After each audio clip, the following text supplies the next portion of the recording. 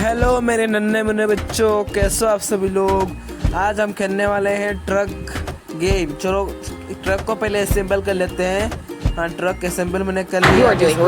चलते हैं ले जाकर ग्राउंड के अंदर। ग्राउंड के अंदर जाकर सब काम कराते हैं। चलो चलते हैं ग्राउंड के अंदर।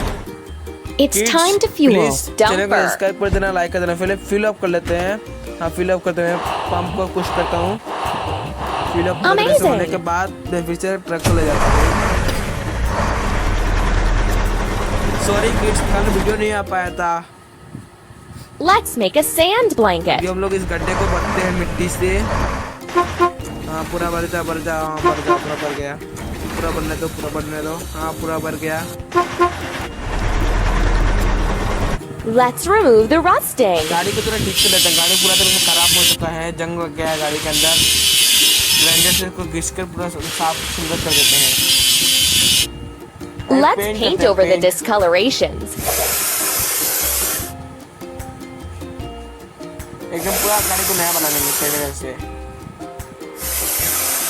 पूरा एकदम नया होगा गाड़ी।